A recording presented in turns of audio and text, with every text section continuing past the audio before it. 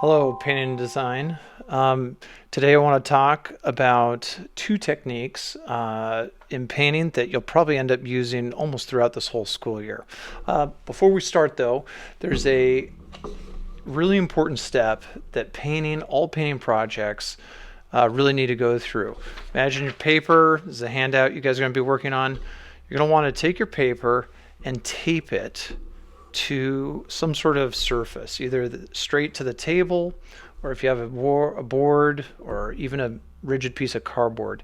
Why do we do this? Well, when water or paint moisture gets on the paper, it will warp and buckle, okay? If it's taped down, it'll still warp, but maybe not as much. And then if you let it dry, if it stays taped, it will have a tendency to return to its original shape. So going forward this year, you always want to tape your art down to some sort of surface, tabletop. Okay, with that said, there's a handout on your Google Classroom, which I would encourage you, if you can, print it off. If not, do the two techniques just on a piece of paper, one of the smaller pieces of paper in your art kit. You could even do it on a piece of standard printer paper, since this is being printed on printer paper. So the two techniques that I'm wanting you guys to learn, the first one is what's called a wet on wet technique. This is where an artist will pre-wet, he'll just use water and a brush, he'll pre-wet an area that they know they want to have this wet on wet technique, okay? So they get an area wet, and then they go and they load their brush with the color of their choice, okay? And they just touch that loaded brush into those areas where they've wet the paper. And you'll see this when you do it, the color will bleed and run out. You can actually tip your paper up. If it's taped to a board, you can pick the whole board up and tip it, and you'll get a bleed and a run effect. And this is the classic wet on wet technique.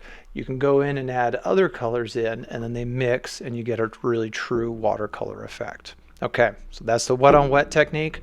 The other technique would be what's commonly referred to as a pen and ink watercolor fill technique. This is done a lot with children's literature illustrations, even pre-modern digital age, a lot of cartooning.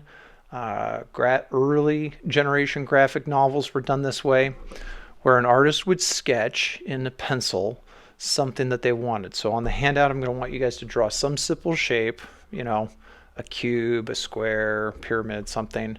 And then what I want is you to take one of your Sharpies in your art kit and outline over those pencil lines, okay?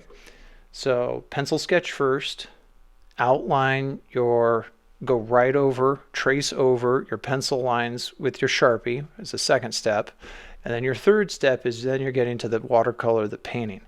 And just paint then, fill the area around your shape, fill the area in it, and add multiple colors in there, okay? And some of you might be real concerned about it being perfect and really neat. I just want you to get an experience of this technique, okay?